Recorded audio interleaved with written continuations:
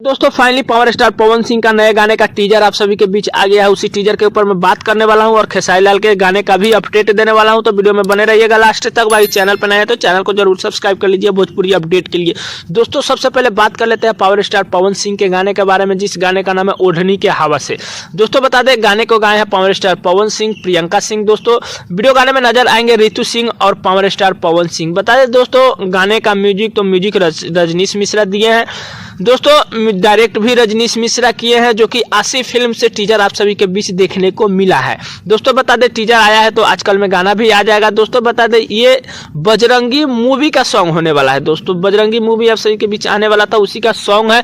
Teaser आ गया है, जो लोग नहीं देखे हैं टीजर आशी म्यूजिक पे जाके टीजर को देख सकते हैं। टीजर अच्छा ही बनाया गया है।